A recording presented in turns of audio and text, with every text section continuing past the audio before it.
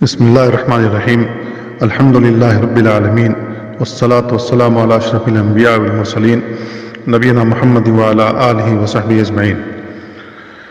شیخ الاسلام محمد بن عبد الوہاب رحمہ اللہ اپنی کتاب التوحید میں چوتھا باب اس طرح قائم کرتے ہیں: لا الہ الا اللہ کی طرف دعوت دینا۔ شیخ محمد بن عبد الوہاب رحمہ اللہ نے یہ باب اس بات کو ثابت کرنے کے لیے قائم کیا ہے کہ توحید کی تکمیل اور شرک سے بچنے کا ایک تقاضا یہ بھی ہے کہ دوسروں کو توحید کی دعوت دی جائے۔ اللہ کی توحید کی گواہی کا بھی یہی مطلب ہے، کیونکہ کسی بات کا دل میں اعتقاد رکھنا، زبان سے اس کا اقرار کرنا اور اس سے دوسروں کو مطلع کرنا، یہ سب امور گواہی میں شامل ہوتے ہیں۔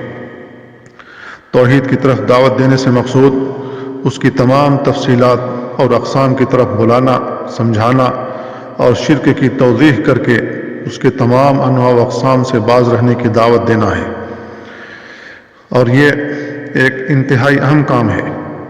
شیخ الاسلام محمد بن عبد الوہاب رحمہ اللہ نے یہ سب باتیں اپنی اس کتاب میں بڑی وضاحت اور تفصیل سے بیان کی ہیں۔ اللہ تعالیٰ کا فرمان ہے: قل هذه سبیلی ادعو الی اللہ علی بصیرۃ انا ومن اتبعنی وسبحان اللہ وما انا من المشرکین۔ اے محمد صلی اللہ علیہ وسلم، آپ کہہ دیں کہ میرا اور میرے پیروکاروں کا راستہ تو یہ ہے کہ ہم سب پورے اعتماد اور یقین کے ساتھ اللہ کی طرف بلاتے ہیں، اور اللہ ہر عیب سے پاک ہے، اور میرا مشرکین سے کوئی واسطہ نہیں، میں مشرکوں میں سے نہیں ہوں۔ اس آیت میں دو باتیں ہیں۔ پہلی بات یہ ہے کہ توحید کی طرف لوگوں کو بلانا اور انہیں اس کی دعوت دینا۔ نمبر دو، اخلاص سے آگاہ کرنا اور اس کی تنبیہ کرنا، کیونکہ اخلاص عمل کے لیے ضروری ہے، اور اخلاص کا الٹا ریاکاری ہے۔ ریاکاری والا کوئی بھی عمل اللہ تعالیٰ قبول نہیں فرماتا ہے۔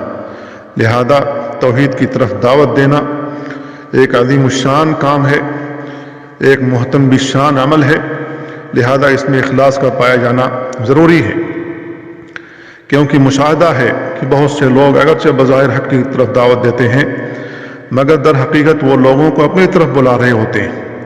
توحید کی طرف علی وجہ البصیرت دعوت دینے کا مفہوم یہ ہے کہ انسان دوسروں کو اللہ کی طرف بے علمی، بے یقینی اور جہالت کی بنیاد پر نہیں، بلکہ علم، یقین اور مکمل معرفت کی بنیاد پر دعوت دے۔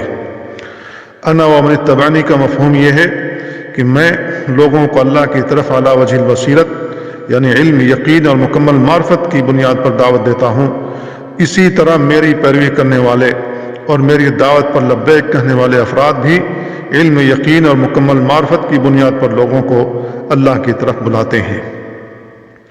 انبیاء کرام کے متبعین کا یہی وتیرہ رہا ہے کہ وہ نہ صرف خود شرک سے ڈرتے، توحید کی حقیقت کو جانتے اور توحید کے تقاضے کو پورا کرتے ہیں، بلکہ اس کے ساتھ ساتھ وہ دوسروں کو بھی اس چیز کی طرف بلاتے ہیں اور اس کی دعوت دیتے ہیں، اور یہ توحید کا اہم ترین تقاضا ہے۔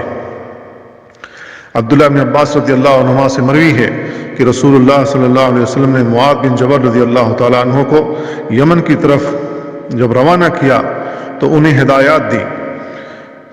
آپ نے بیان فرمایا: انک تأتی قوما من اہل الکتاب فلیکن اول ما تدعوہم الیہ شہادۃ ان لا الہ الا اللہ وفی روایت الی ان یوحدوا اللہ فإنہم اطاعوک لذلک فأعلمهم أن الله افترض عليهم صلوات 5 صلوات في كل يوم وليلة فإنهم أطاعوك لذلك فأعلمهم أن الله افترض عليهم صدقة تؤخذ من أغنيائهم فترد على فقرائهم فإنهم أطاعوك لذلك فإياك وكرائم أموالهم واتقي دعوة المظلوم فإنه ليس بينها وبين الله حجاب۔ تم اہل کتاب کی ایک قوم کے پاس جا رہے ہو، تم انہیں سب سے پہلے اس بات کی گواہی کی طرف دعوت دینا کہ اللہ کے سوا کوئی حقیقی معبود نہیں۔ دوسری روایت میں ہے کہ تم انہیں سب سے پہلے اس بات کی دعوت دینا کہ وہ اللہ کی توحید کا اقرار کر لیں اگر وہ تمہاری یہ بات مان لے تو انہیں بتلانا کہ اللہ تعالیٰ نے ان پر دن اور رات میں 5 نمازیں فرض کی ہیں۔ اگر وہ تمہاری یہ بات بھی مان لے تو پھر انہیں بتلانا کہ اللہ تعالیٰ نے ان پر زکوٰۃ فرض کی ہے، جو اہل ثروت سے وصول کر کے فقراء اور غرباء میں تقسیم کر دی جائے گی۔ اگر وہ تمہاری یہ بات بھی مان جائیں تو ان کے عمدہ اور قیمتی اموال لینے سے احتیاط کرنا اور مظلوم کی بد دعا سے بچتے رہنا، کیونکہ اس کے اور اللہ کے درمیان کوئی حجاب نہیں ہے، کوئی پردہ حائل نہیں ہے۔ اس حدیث سے وجہ استدلال یہ ہے کہ نبی کریم صلی اللہ علیہ وسلم نے معاذ رضی اللہ تعالیٰ عنہ کو روانہ فرمایا تو آپ نے انہیں ہدایت فرمائی کہ وہ لوگوں کو سب سے پہلے اس بات کی گواہی کی طرف دعوت دیں کہ اللہ تعالیٰ کے سوا کوئی حقیقی معبود نہیں۔ جب وہ اس بات کا اقرار کر لیں اور شہادتین کو قبول کر لیں تو انہیں بتلایا جائے کہ اللہ تعالیٰ نے ان پر 5 وقت کی نمازیں فرض کی ہیں۔ جب وہ اس کا بھی اقرار کر لیں تو پھر انہیں بتلانا چاہیے کہ اللہ تعالیٰ نے ان کے مالوں میں زکوٰۃ فرض کی ہے۔ تو اس طریقے سے ارکان اسلام کی ایک ایک باتیں ایسے لوگوں کو بتائی جائیں گی۔ اس کی وضاحت صحیح بخاری کی ایک حدیث سے ہوتی ہے جو کتاب التوحید میں امام بخاری نے ذکر کی ہے کہ نبی کریم صلی اللہ علیہ وسلم نے فرمایا کہ تم سب سے پہلے لوگوں کو دعوت دینا کہ وہ اللہ کی توحید کو تسلیم کریں۔ تو سب سے پہلی دعوت جو ہونی چاہیے وہ اللہ کی طرف بلانا چاہیے، اللہ کی توحید کی طرف دعوت دینی چاہیے، رسول کی رسالت کا اقرار کرانا چاہیے اور اس کی طرف دعوت دینی چاہیے۔ سہل بن سعد رضی اللہ تعالیٰ عنہ سے روایت ہے کہ خیبر کے دن رسول اللہ صلی اللہ علیہ وسلم نے فرمایا تھا لَأُعْطِيَنَّ الرَّایَةَ غَدًا رَجُلٌ يُحِبُّ اللَّهَ وَرَسُولَهُ وَيُحِبُّ اللَّهُ وَرَسُولُهُ يَفْتَحُ اللَّهُ عَلَى يَدَيْهِ فبات الناس يدوكون ليلتهم أيهم يعطاها فلما أصبحوا غدوا على رسول الله صلى الله عليه وسلم كلهم يرجو أن يعطاها فقال أين علي بن أبي طالب فقيل هو يشتكي عينيه فأرسلوا إليه فأوتي به فبصق في عينيه ودعا له فبرأ كأن لم يكن به وجع فأعطاه الراية فقال انفذ على رسلك حتى تنزل بساحتهم ثم ادعوهم إلى الإسلام فأخبرهم بما يجب عليه من حق الله تعالى فيه فوالله لأن يهدي الله بك رجلا واحدا خير لك من حمر النعم۔ صحیح بخاری کی یہ روایت ہے۔ اس میں رسول اللہ صلی اللہ علیہ وسلم نے فرمایا کل میں یہ پرچم ایک ایسے شخص کو دوں گا جسے اللہ تعالیٰ اور اس کے رسول سے محبت ہے اور اللہ اور اس کے رسول بھی اس سے محبت رکھتے ہیں۔ اس کے ہاتھوں اللہ تعالیٰ فتح و نصرت عطا فرمائے گا۔ چنانچہ صحابہ کرام رات بھر قیاس آرائیاں کرتے رہے کہ پرچم کس کو دیا جائے گا۔ صبح ہوئی تو تمام صحابہ رسول اللہ صلی اللہ علیہ وسلم کی خدمت میں پہنچ گئے۔ ہر ایک کی یہی خواہش اور امید تھی کہ پرچم اسے ہی ملے گا۔ تب رسول اللہ صلی اللہ علیہ وسلم نے ارشاد فرمایا کہ علی بن ابی طالب کہاں ہیں؟ بتایا گیا کہ ان کی آنکھیں آ گئی ہیں، ان کی آنکھوں میں ورم ہے، دکھ رہی ہیں۔ صحابہ کرام نے علی رضی اللہ تعالیٰ عنہ کو بلایا، علی رضی اللہ تعالیٰ عنہ بلا کر لائے گئے۔ رسول اللہ صلی اللہ علیہ وسلم نے ان کی آنکھوں میں اپنا لعاب ڈال دیا اور دعا فرمائی۔ چنانچہ علی رضی اللہ تعالیٰ عنہ مکمل طور پر یوں شفا یاب ہو گئے گویا کہ انہیں کچھ بھی تکلیف نہ تھی۔ آپ نے پرچم علی رضی اللہ تعالیٰ عنہ کو تھما دیا، فرمایا تیاری کر کے ابھی روانہ ہو جاؤ اور سیدھے ان کے میدان میں جا اترو۔ پھر سب سے پہلے انہیں اسلام قبول کرنے کی دعوت دینا اور اللہ تعالیٰ کے جو حقوق اسلام میں ان پر عائد ہوتے ہیں وہ انہیں بتلانا۔ اللہ کی قسم اگر اللہ تعالیٰ تمہاری بدولت ایک آدمی کو بھی ہدایت دے دے تو یہ سعادت تمہارے لیے سرخ اونٹوں سے کہیں بہتر ہے۔ اس حدیث میں وجہ استدلال یہ جملہ ہے ثم ادعوہم الی الاسلام، اس کے بعد تم انہیں اسلام کی دعوت دینا۔ اسلام کی دعوت سے توحید کی دعوت مراد ہے، کیونکہ اللہ تعالیٰ کی توحید اور رسول اللہ صلی اللہ علیہ وسلم کی رسالت کا اقرار و اعتراف اسلام کا اہم اور عظیم ترین رکن ہے۔ رسول اللہ صلی اللہ علیہ وسلم نے وضاحت فرمائی کہ انہیں توحید کی دعوت دینے کے ساتھ ساتھ ان پر اللہ تعالیٰ کے جو حقوق عائد ہوتے ہیں وہ بھی بتلانا، خواہ ان حقوق کا تعلق توحید کے ساتھ ہو یا فرائض و واجبات اور محرمات سے اجتناب کے ساتھ۔ لہذا جب کوئی شخص کسی دوسرے کو اسلام کی دعوت دے تو سب سے پہلے اسے توحید کی دعوت دے اور لا الہ الا اللہ اور محمد رسول اللہ کا معنی و مفہوم بیان کرے، پھر اس کے بعد اسے محرمات اور فرائض و واجبات سے بھی آگاہ کرے، کیونکہ اساسی چیز سب سے مقدم اور سب سے پہلے واجب ہوتی ہے۔ اب یہاں سے شیخ الاسلام محمد بن عبد الوہاب رحمہ اللہ نے جو آیات اور حدیثیں ذکر کی ہیں ان سے مسائل کا استخراج کرتے ہیں۔ انہوں نے سب سے پہلا جو مسئلہ نکالا ہے وہ یہ کہ رسول اللہ صلی اللہ علیہ وسلم کے متبعین کا انداز تبلیغ یہ ہے کہ وہ دوسروں کو بھی اللہ کے دین کی طرف دعوت دیتے ہیں۔ نمبر 2، اخلاص نیت کی بھی ترغیب ہے، کیونکہ اکثر لوگوں کا حال یہ ہے کہ وہ دعوت الحق لے کر اٹھیں بھی تو اس میں مخلص نہیں ہوتے، بلکہ وہ لوگوں کو بالعموم اپنی طرف بلاتے ہیں، اپنی طرف دعوت دے رہے ہوتے ہیں۔ نمبر 3، دعوت کے کاموں میں بصیرت سے کام لینا ضروری ہے۔ نمبر 4، توحید کا ایک تقاضا یہ بھی ہے کہ اللہ تعالیٰ کو ہر عیب اور نقص سے پاک تسلیم کیا جائے۔ اللہ تعالیٰ ہر نقص اور ہر عیب سے پاک ہے۔ نمبر 5، شرک کی ایک قباحت یہ بھی ہے کہ اللہ تعالیٰ کے بارے میں گالی ہے۔ شرک اللہ کے بارے میں گالی، اللہ تعالیٰ پر ایک عیب لگانا ہے۔ نمبر 6، اس باب کا ایک اہم ترین مسئلہ یہ بھی ہے کہ مسلمان کو مشرکین سے الگ تھلگ اور دور رہنا چاہیے، کہیں ایسا نہ ہو کہ وہ شرک نہ کرنے کے باوجود ان کے ساتھ میل جول کی بنا پر ان کا ساتھی بن جائے۔ نمبر 7، واجبات دین میں توحید اولین واجب مسئلہ ہے۔ نمبر 8، نماز اور دیگر احکام دین سے پہلے توحید کی تبلیغ کی جائے۔ نمبر 9، رسول اللہ صلی اللہ علیہ وسلم کے فرمان ان یوحد اللہ اور کلمہ لا الہ الا اللہ کی شہادت دونوں کا ایک ہی معنی و مفہوم ہے۔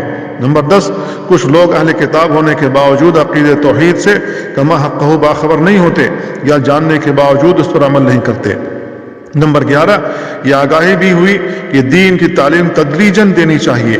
نمبر 12، مراحل کی تبلیغ میں اہمیت کے مطابق مسائل بیان کیے جائیں۔ نمبر 13، زکوٰۃ کے مصروف کا بھی بیان ہے۔ نمبر 14، معلم کا فرض ہے کہ وہ متعلم کی شبہات کو بھی دور کرے۔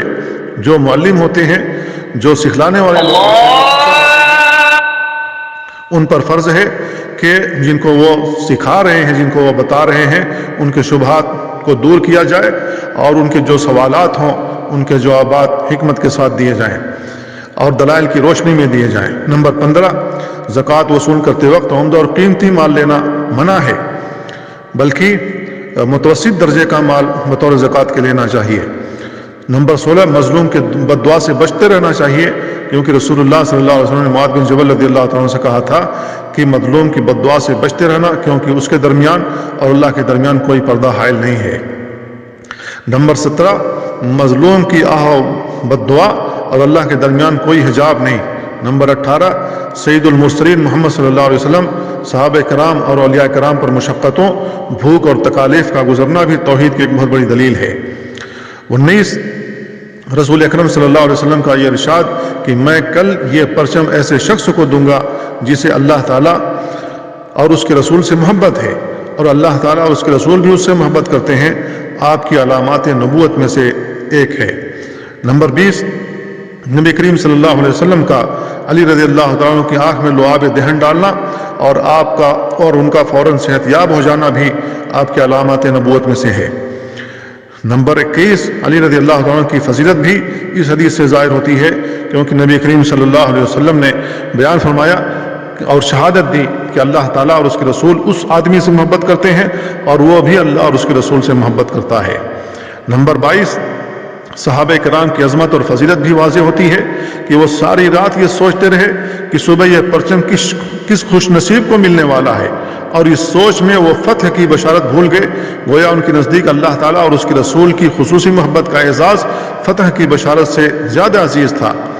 23، ایمان بالقدر بھی ثابت ہوتا ہے، اس حدیث سے ایمان بالقدر بھی ثابت ہوتا ہے کہ پرچم ایک ایسے شخص کو ملا جس نے اس کے حصول کے لیے خواہش یا کوشش نہیں کی، بلکہ کوشش کرنے والے اور خواہش رکھنے والے اسے حاصل نہ کر سکے، اور جو بیماری کی وجہ سے سوئے ہوئے تھے وہ پرچم انہیں دے دیا گیا، تو ان کے مقدر میں اللہ تعالیٰ نے یہ چیز لکھ رکھی تھی۔